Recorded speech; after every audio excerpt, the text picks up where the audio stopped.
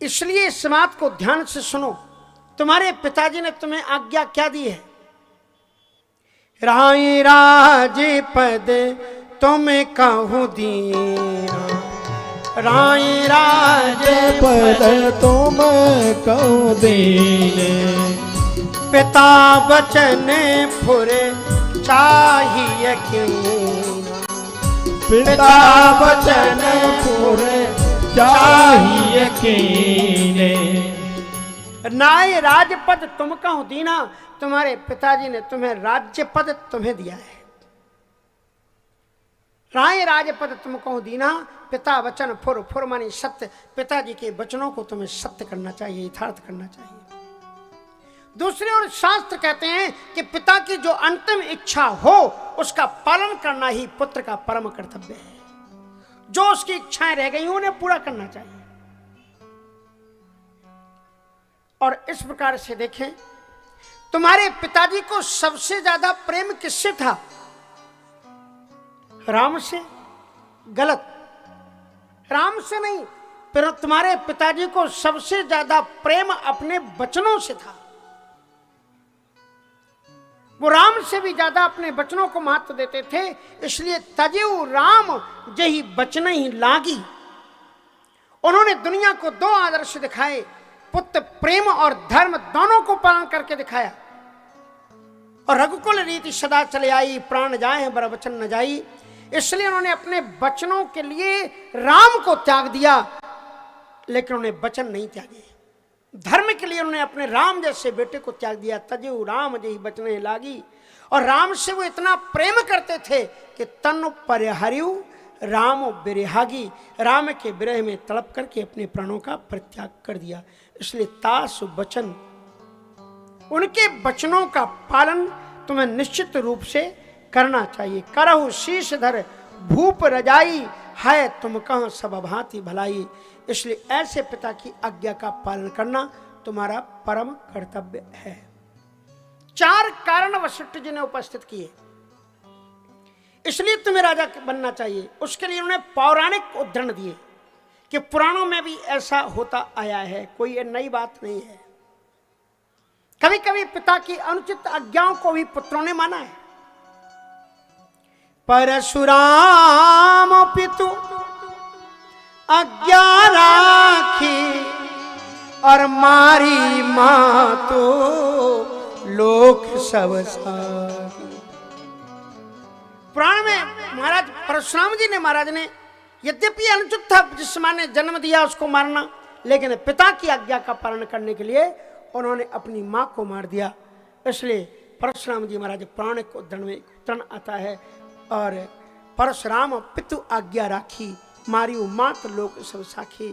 और दूसरा उदाहरण दिया, तनय जजात ही जौवन दयऊ, और पितु आज्ञा अघ अजस न भयऊ। और ययाति के पुत्र पुरुरवा ने अपनी युवावस्था अपने पिता को देकर के अपने पत्नी के साथ, बच्चों के साथ में अन्याय किया, लेकिन फिर भी उसका अपयश दुनिया में नहीं हुआ। पौराणिक उदाहरण दिए, वैदिक उदाहरण दिए, नीति शास्त्र उनको समझाए। कई तरीके से वशिष्ठ जी महाराज ने कहा किसी भी प्रकार से आपको पिता की बात माननी चाहिए। नंबर एक, अगर तुम ऐसा करोगे तो तुम्हारे पिता की आत्मा को सुख मिलेगा स्वर्ग में। नंबर दो, अगर, क्योंकि पुत्र का अंतिम धर्म होता है, परम धर्म होता है कि पिता की अंतिम इच्छा को पूर्ण करना। तो दो चीजें हो गई, एक तो ये पिता की अंतिम आज्ञा को पूर्ण करना पुत्र का कर्तव्य एक, और तुम जो करोगे उससे तुम्हारे पिता की आत्मा को सुख मिलेगा दो। तीन, कहते कि तुम यदि राजगद्दी पर बैठ जाओगे तो सारी प्रजा सुखी हो जाएगी। तीसरा कारण है। और चौथा वो कारण बताते हैं कि तुम्हें अपने पिता के वचनों का पालन करना है। इस प्रकार से चार चीजें उन्होंने सामने प्रस्तुत की। और इन सब बातों को कहने के बाद में भरत जी को समझाने की कोशिश की। भरत जी रो रहे थे, और उन्होंने जब इतनी बात की और उन्होंने कहा कि मैं कैसे राज्य ले सकता हूं, क्योंकि परंपरा यह है कि जो ज्येष्ठ पुत्र होता है वही राजगद्दी पर, यह दिनकर कुल रीति सुहाई, ये दिनकर कुल की रीति है, इसलिए मेरे पिता कोई भी काम गलत नहीं कर रहे थे। माँ की सोच गलती है, यदि माँ ने गलती की तो आप मुझसे गलती क्यों करवा रहे हो? कहा इसलिए क्योंकि तुम्हारे पिता ने तुम्हारी माँ को वचन दिए हैं, यदि आप उन वचनों को नहीं मानेंगे तो पिता असत्य हो जाएंगे। इसलिए पिता के वचन कहीं चले ना जाए, मर्यादा ना टूट जाए, तुम्हें उसकी रक्षा करनी है। और यदि तुम्हें इतना दुख है तो एक हम तुम्हें ऑप्शन देते हैं, एक विकल्प देते हैं। और विकल्प ये है कि आप तब तक के लिए राजा बन जाओ 14 वर्ष के लिए, और जब राम लौट करके आए तो सौंपी हूं राज राम के आए। और नहीं इतना, राम जब लौट आए तो लौटने पर आप ये राज्य उनको वापस कर देना। अब भरत जी ने मंत्रियों की नजर डाली तो मंत्री क्या बोलते, वो तो पहले से ही वहां पर गूंगे करके खड़े किए गए थे। मंत्रियों की ओर जब भरत जी ने देखा तो सारे मंत्रियों ने वही सिखी सिखाई बात कह दी जो वशिष्ठ जी ने कही थी, लेकिन सिखी सिखाई बात नहीं की। मंत्री लोग बड़े चतुर थे, मंत्रियों ने बात बदल दी। वशिष्ठ जी ने ये कहा था हम जो कुछ कहें आप कहना कि हाँ यही है, लेकिन वशिष्ठ जी ने कहा कि सौंप्यू राज, राम जब लौट करके आए तो राज्य लौटा देना। लेकिन मंत्रियों ने क्या कहा, बोले कीजिए गुरु आए सो अवश्य, गुरु की आज्ञा का आप अवश्य पालन करें। कीजिए गुरु आए सो अवश्य, और सचो कहें कर जोर, रघुपति आए उचित जस, तस तब करब बहोर। बदल दिया। उन्होंने ये नहीं कहा कि आप, उन्होंने ये तो कह दिया आप गुरुजी की आज्ञा का अवश्य पालन कीजिए, लेकिन लौट करके जब आओ तो राम को राज्य दे देना, ये बात उन्होंने नहीं कही। यहां पर उन्होंने सुधार कर दिया, बोले रघुपति आए उचित जस, तस तब करब बहोर। राम जी जब लौट करके आए उस समय आपको जो अच्छा लगे आप वैसा करना। मंत्रियों ने सोचा ये तो महात्मा हैं, दाढ़ी वाले बाबा जी हैं, ये तो धर्म के स्पीच में इनकी बात मान ली जाएगी कि गुरुजी थे, पंडित जी की बातों पर इतना थोड़ी ध्यान दी। लेकिन मंत्री लोग जो बोलते हैं उनको टैप किया जाता है कि क्या मंत्री ने कब बोला था। और अगर मैंने इनसे कह दिया कि 14 वर्ष के बाद मैं राम को राज्य लौटा देना, तो हम लोग राम की पार्टी के मान लिए जाएंगे और भरत जो ही राजगद्दी पर बैठेंगे, कहो क्या कह रहे थे, राम के आने पर राज, चलो इस्तीफा दो, हटो जाते, सबको हटा दिया जाएगा। इसलिए बड़े सोच समझ करके बोले कि रघुपति आए उचित जस, आप पहले आज तो बैठो, उसके बाद में आगे की देखी जाएगी। रघुपति आए उचित जस, तस तब करब बहोर। महाराज जिनको 3-4 महीने के लिए कुर्सी मिल जाए, 1-2 वर्ष के लिए कुर्सी मिल जाए, तो कुर्सी से कितना प्रेम होता है मालूम। वो 2-3 वर्ष बाद में मंत्री साहब हट गए, लेकिन वो कुर्सी भूत बन करके उनके पीछे लग जाती है, और जब तक वो मर नहीं जाएंगे वो कुर्सी भूत बनकर के उनके साथ में चिपकी रहेगी, तब तक वो भूतपूर्व खिलाती रहेगी। चाहे वो भले ही 5-6 महीने के लिए मंत्री बने हो, भूत बनकर के उनके ऊपर चढ़ जाती है वो कुर्सी। इसलिए कुर्सी का बड़े बड़े लोगों को देखा, चला फिरा नहीं जाता, लेकिन इच्छा नहीं होती महाराज एक बार कुर्सी मिल जाए तो फिर कोई छोड़ना नहीं चाहता उसको। और भरत जी 14 वर्ष तक राज सिंहासन पर बैठ करके फिर कुर्सी छोड़ेंगे, ये सोच मंत्रियों की है। मंत्रियों की बात छोड़ो, लक्ष्मण जी को भी लगा था ऐसा, कौन राजपद पाए न साई, रहे न नीच मते। भरत जी भी चाहते हैं कि अकंटक राज्य करूं मैं, उन तक के मन में विचार आया था। इसलिए राजाओं ने अगर ये सोचा तो कौन सा बुरा सोचा। मंत्रियों ने अगर ये सोचा, बोले रघुपति आए उचित जस, तस तब करब बहोर। उसके बाद में भरत जी ने मंत्रियों की राय देख ली। उसके बाद में भरत जी ने किधर देखा, माताओं की ओर देखा, कौशल्या की ओर देखा, इनकी सहमति क्या है। तो कौशल्या जी क्या बोली,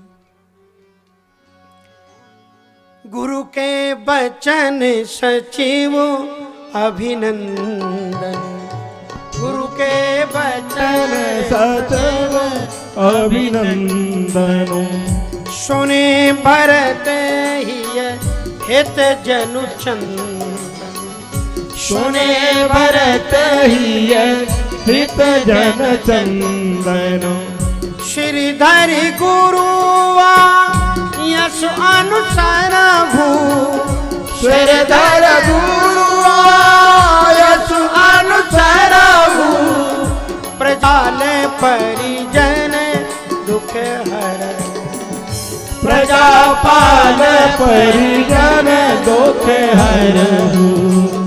माता कौशल्या ने कहा कि बेटा श्रीधर गुरु आयस अनुसरहु पूत पथ्य गुरु आयस आही। गुरु जी के वचन पथ्य हैं, जैसे रोगी के लिए दवा है उसी तरह से इनके वचन दवा हैं, ऐसा मान करके तुम उनको ग्रहण करो। श्रीधर आयस, इसलिए गुरु के वचन सचैव अभिनंदन। भरत जी महाराज ने देखा गुरु के वचन, गुरु जी भी कह रहे हैं, सचैव मंत्रियों का भी अभिनंदन है उसमें। और माता ने सुने भरत ही हित जनु चंदन, हित के लिए चंदन जैसी वाणी। लेकिन भरत जी को मंत्रियों के कहने का दुख नहीं हुआ। भरत जी को सबसे ज्यादा दुख दो लोगों पर हुआ, जब कौशल्या जी ने कहा और जब गुरु जी ने कहा। वो कहते हैं कि भय विधि विमुख विमुख सबको। भरत जी ने रोते हुए वशिष्ठ जी के चरणों को पकड़ा, कहा गुरु जी आपका कथन गलत नहीं है। जिसके विपरीत विधाता हो जाता है ना, सारे लोग उसके विपरीत हो जाते हैं। आज आप जैसा गुरु जो सदा नीति पथ का रास्ता बता रहा है, मौकों तिलक साज सज सोऊ, वो भी मुझसे कह रहा है जिससे शिष्य के लिए पत्य की बात करनी चाहिए, वो भी मुझसे कह रहा है सिंहासन पर बैठ जाओ। रोते हुए भरत ने कहा इससे गुरु जी केवल एक ही बात का पता लगता है कि भय विधि विमुख विमुख सब खोहू। जिसका विधाता प्रतिकूल हो जाता है सारी दुनिया उसके विपरीत हो जाती है। और मां को देख करके रो पड़े, कौशल्या को देख करके, जब उसने कहा ना कि पूत पथ्य गुरु आए सो आए आई, बैठ जाओ गद्दी पर, तो भरत जी के आंखों से आंसू बरस पड़े। कहा एक वो मां है कैकेयी जो इसके बेटे को वनवास देती है, और ये राम की मां है जिसकी मां ने उसके बेटे को वन भेजा है। ये मां उसके बेटे को कह रही है राजगद्दी पर बैठ जाओ, ये मां है। भरत जी रो दिए। सानी सरल रस मातुबान सोने भरत व्याकुल भये। सारे सरल रस मातुबानी सोने भरत व्याकुल भये। लोचन सरो रोहु सेवत विराहो रे अंकुर नये। लोचन सरोह प्रवत सीखत बेराहे ओरे अंकुर नये। सो दशा देखत समझते बिसरी सब सुधि दे। सो दशा देखत समझते बिसरी सब सुधि दे। हर एक पुत्र का कर्तव्य होता है, लेकिन गुरुजी ये वचन आपने मुझसे पहले कहने के पहले क्या आपने जानने की कोशिश की कि मेरे पिता की अंतिम इच्छा क्या थी?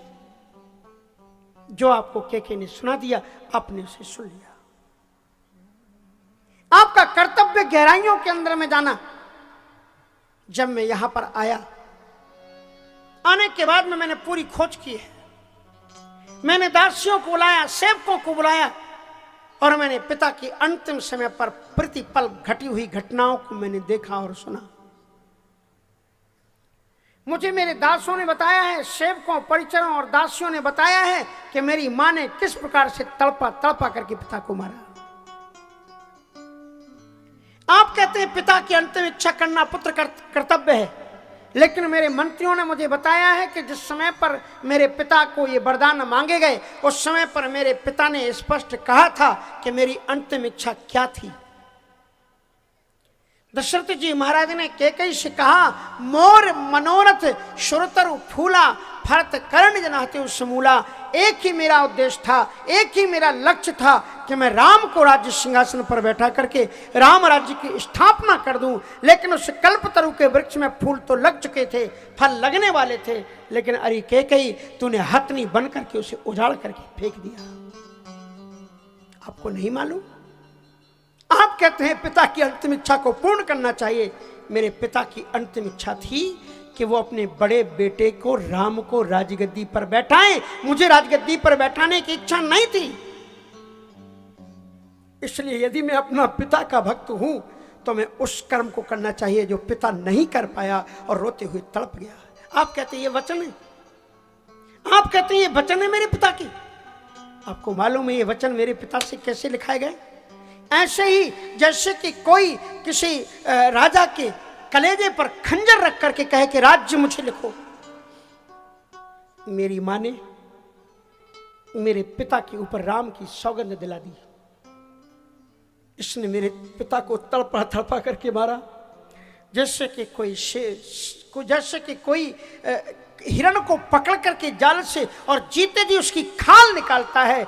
इस पापनी ने मेरे पिता को उसी तरह से, मेरे पिता बार बार मिन्नतें मांगते रहे इसके सामने, हाथ जोड़ते रहे इसके सामने, कहते रहे तू पतिव्रता नारी है, कहते रहे तू करवा चौथ करती है, कम से कम मुझे बख्श दे, मैं अभी राम को देखना चाहता हूं, जीना चाहता हूं। लेकिन इसने एक भी नहीं सुनी। ये मेरे पिता के वचन नहीं है, ये मेरे पिता के कलेजे पर खंजर रख करके लिखाए गए वचन हैं। और आप कहते हैं जिन वचनों के कारण, जिन वचनों को देकर के मेरे पिताजी इतने पछताए कि तोर कलंक मोर पछताऊ, मुयू न मिटे न जाए खाऊ। उसका मूल्य, उसकी कीमत मर करके उन्होंने जुदा की, मर करके कीमत अदा की इन वचनों के लिए। और आप कहते जिन वचनों को देकर के पिताजी इतने पछताए कि उनकी मृत्यु हो गई। और आप कहते उन वचनों को मैं पालन करके पिता को स्वर्ग में सुख पहुंचा दूंगा। गुरुदेव, मैं जीते जी तो कोई कर्म ऐसा कर नहीं सका कि मैं पिताजी को सुख पहुंचा पाता, लेकिन कम से कम मरने के बाद तो मुझे ऐसा कुछ काम कर लेने दो कि जिस कर्म को देख करके मेरे पिता की स्वर्ग में भी आत्मा कहे कि वाह बेटा भरत, तूने बिल्कुल मेरे पुत्र जैसा कर्म किया है।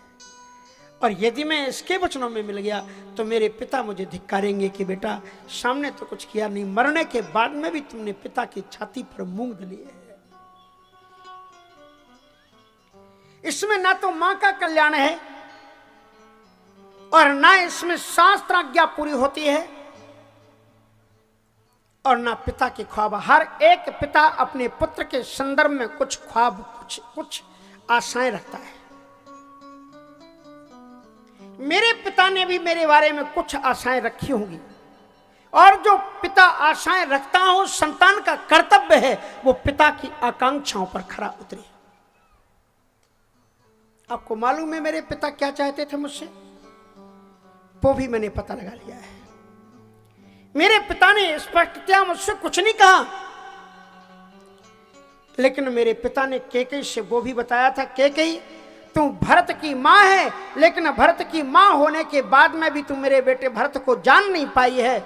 मैं उसका पिता हूं, मैं जानता हूं कि चहत न भरत भूपतहि भोरे, देख लेना कैकेयी मेरा बेटा भरत है, मैंने उसे अपनी गोद में खिलाया है, मैंने उसे अपने संस्कार दिए हैं। तू लाख कोशिश कर ले, मेरा बेटा भरत भूल करके भी राजगद्दी पर नहीं बैठेगा। मेरे पिता ही ये आकांक्षा लेकर के गए हैं, ये ख्वाब थे मेरे पिता के मेरे बारे में कि मैं अपने भाई की कीर्ति को उठाऊं। आप वो मार्ग दिखलाने की बजाय कुछ और रास्ता दिखा रहे हैं। क्या ये गुरु का कर्तव्य आप पूरा कर रहे हैं? क्या कर रहे हैं आप? अवसरवादिता है। अगर बड़े बड़े धर्माचारीगण अवसरवादिता के अनुसार निर्णय लेते हैं तो समाज और राष्ट्र डूब जाता है। महाराज, आप ये क्या कह रहे हो?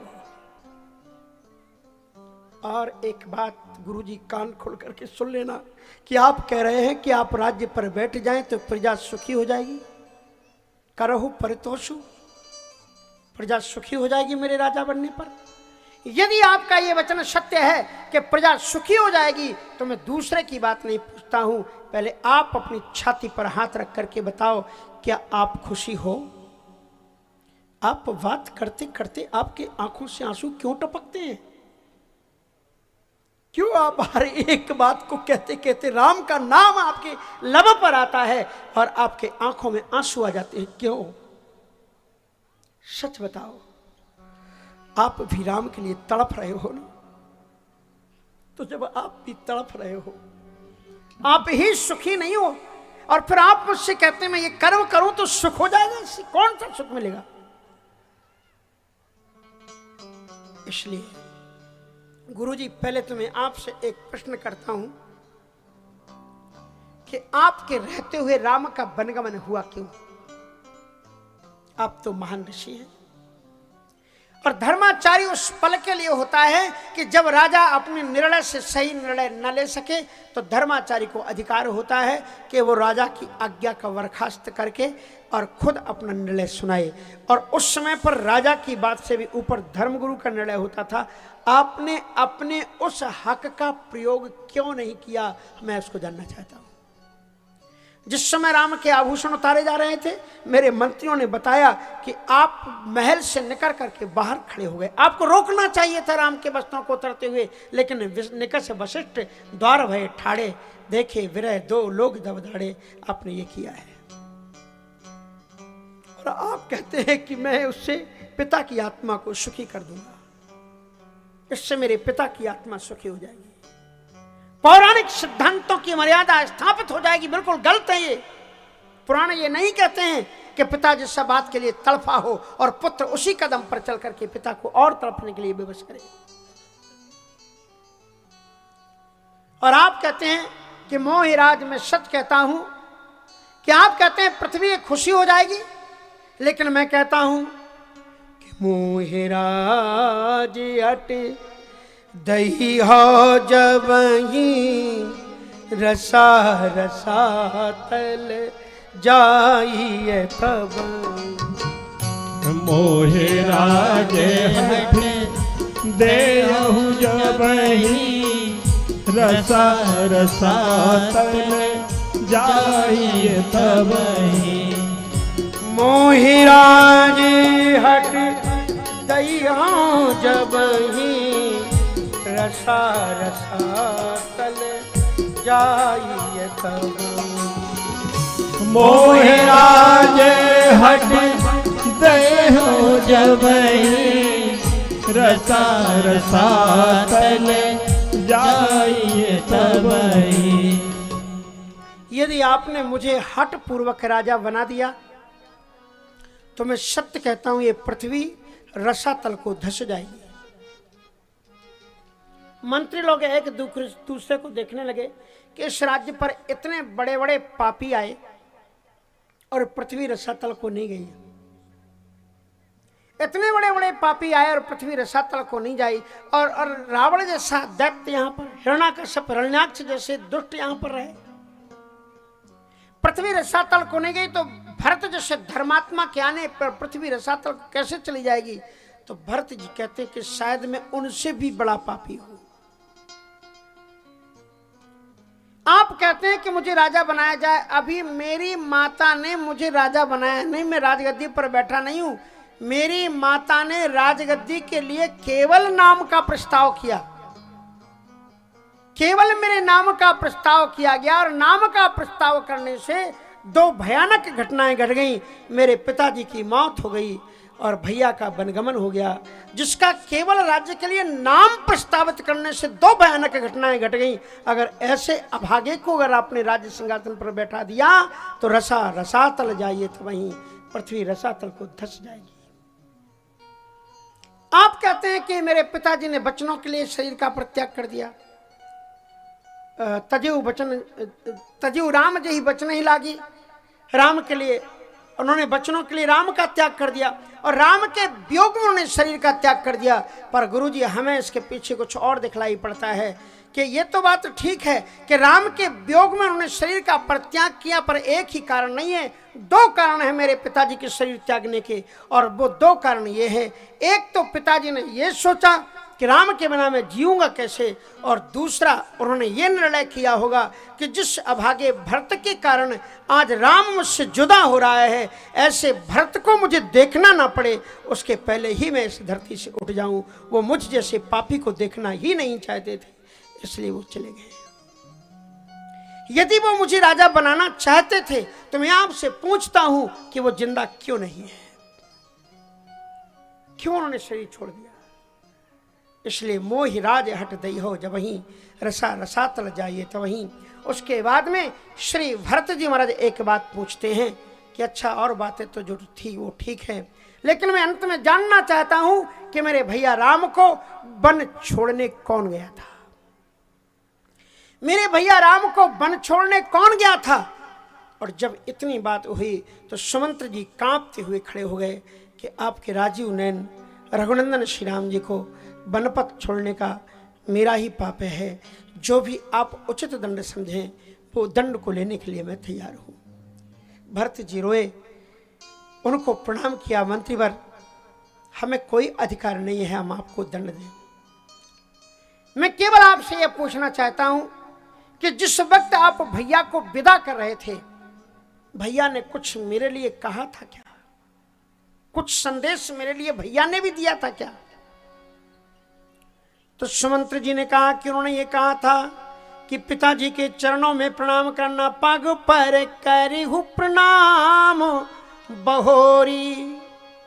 कहा मैं ये नहीं पूछ रहा हूं उन्होंने पिताजी के लिए क्या कहा था, मैं पूछ रहा हूं उन्होंने मेरे लिए कुछ कहा था क्या? तो बोले आगे राम जी ने यह कहा था, कावनी हूं सोच करिए जनमोरी। उन्होंने कहा था पिताजी से कहना कि मेरी किसी प्रकार की चिंता ना करें। कहा कि मंत्रीवर मैं ये नहीं पूछ रहा हूं कि उन्होंने पिताजी से क्या कहा था, मैं ये नहीं पूछ रहा हूं कि उन्होंने पिताजी की चिंता के लिए संदर्भ में क्या कहा था, मैं बार बार आपसे ये पूछ रहा हूं कि मेरे लिए भैया ने क्या कहा था। बोले सौंपी राज भरत के आहे, और नीति न तजिए राज पद पाए। उन्होंने कहा कि भरत के आने पर राज्य से सौंप देना और कह देना राजपद पाने के बाद में भी नीति का परित्याग मत करना। ये शब्द राम जी ने संदर्भ से कहे थे। उन्होंने सोचा था कहीं ऐसा ना हो कि भरत कैकेयी के प्रतिकूल कोई कदम ना उठा दे, इसलिए उन्होंने ये कहा था कैकेयी को संभाले रखना। लेकिन भरत जी कहते हैं कि भैया कहते हैं कि नीति न तजिए, नीति का त्याग मत करना। और यह दिनकर कुल रीति सुहाई। दिनकर की रीति क्या है कि बड़ा भाई ही राज्य सिंहासन पर बैठता है। दूसरी बात उन्होंने कहा क्या इतने ही शब्द थे, कुछ और भी कहा था? बोले हाँ, एक चौपाई और कही थी रघुनंदन श्री राम जी ने अंत में, और वो उतना कहते कहते आंखें उनकी भर आई थी, गला रुंध गया था। भरत जी ने उनको प्रणाम करके पकड़ लिया, कहा एक बार वो चौपाई सुनाओ जिससे कहते कहते मेरे भैया रो दिए थे और आंखों में आंसू भर आए थे। तो सुमंत्र जी ने कहा कि अंत में उन्होंने कहा था, और निभाए हूँ भायप भाई, और निभाए हूँ भायप भाई, कर्मी तुमा तो स्वजन शिवकार, कर तुमा तो स्वजन शिवकारी, और निभाया हूँ भायप भाई, और निभाया हूँ भायप भाई, कर तुमा तो स्वजन शिवकारी, कर तुमा तो स्वजन शिवकारी। और उन्होंने कहा था और निभाए हूँ भायप भाई, कर पितुमात स्वजन शिवकारी। अंत ने कहा था और मेरे भैया भरत से कह देना मेरे भाई भ्रातृत्व का निर्वाह करना, भाई का भाई के साथ संबंध क्या है ये बताना। और जो ही उन्होंने ये कहा और निभाए हो भाई, भरत जी चीख उठे, एक चीख निकली और उन्होंने सुमंत जी के पाँव को पकड़ लिया, कहा एक बार फिर कह दो। भैया ने कहा है और निभायो भाई प भाई। एक बार फिर कह दो कि और निभायो भाई प भाई। एक बार फिर सुना दो और निभायो भाई प भाई। फिर भरत जी चीखे और कहा सुनो सभासदों, मंत्रीगणों, प्रजाजनों, मैं भैया की आज्ञा का पालन करूंगा। मेरे भैया ने ये नहीं कहा है कि राजगद्दी पर बैठ जाना। मेरे भैया ने कहा है कि भरत, दुनिया को ये बताना कि भाई के साथ में भाई का रिश्ता क्या होता है। इसलिए जब तक मेरे भैया मुझे खुद अपने सीने से लगा करके मेरी पीठ ठोक करके नहीं कह देंगे भयउ न भुवन भरत संभाई, तब तक यावन न भ्रात चरणौ शिरसा स्पृहस्यामि न में शांतर भविष्यति। जब तक मैं भैया के पाद पद्मों की रज अपने मस्तक पर नहीं लगा लेता, तब तक मेरे जीवन में शांति आने वाली नहीं है। तो भरत जी ने निर्णय कर दिया, स्पष्ट कर दिया कि प्रातःकाल चले हां प्रभु पाही। अब तुम्हें प्रातः काल होते ही सारी साज सही की तैयारी के साथ सब कुछ वहीं ले चलेंगे। राम जी को, भैया को वहीं पर राजा बनाएंगे। अयोध्या वासियों ने जो ही शब्द सुने प्रसन्न हो गए कि धन्य है भरत। और सभी ने रात भर तैयारी की। भरत जी तैयारी में लगे रहे थे, सोच रहे थे मंत्रियों के साथ कि हम कैसे राम जी से क्या कहेंगे। जितना भी राजकाज का समाज आया, यदि भैया नहीं भी लौटे तो राजा तो वहां बनाएंगे, फिर हम व्यवस्था यहां पर देखते रहेंगे, राज्य राम जी ले लेंगे। रात्रि की 2 बज रहे थे। किसी की रोने की आवाज दरवाजे पर आई। श्री भरत जी महाराज ने कुटीर के दरवाजे खोले। उन्होंने देखा उनकी मां केके की पालकी रखी हुई है, कहार उसे लेकर के आए हैं और भरत दरवाजे के बगल में खड़े होकर के टप टप आंसू बहा रहे हैं। श्री भरत जी बाहर निकले। कहिए महारानी, क्या कहना चाहती हैं आप? कहा कि भरत, तुमसे कुछ भी कहने लायक नहीं हूं, क्योंकि राम प्रेम तो मैंने ही तुम्हें सिखाया था, लेकिन तुम उसमें आगे बढ़ गए और मैं चूक गई। मैं केवल तुमसे एक आज्ञा लेने आई हूं, और वो आज्ञा अगर मिल जाए तो मेरे प्राण बच सकते हैं। तुम राम को मनाने के लिए चित्रकूट चल रहे हो, क्या मैं भी चल सकती हूं? भरत जी ने कहा कि आप महारानी हैं, आपको कौन रोक सकता है? और भरत जी कहते हैं कि राम की शरणागति कौन लेगा, इसका अधिकार तो किसी को भी नहीं है रोकने का, करने का। ये मैं बड़ा दम कैसे, राम जी के पास तो कोई भी जा सकता है। और के भी तैयार होती हैं। दूसरे दिन उनकी तैयारी उठती है।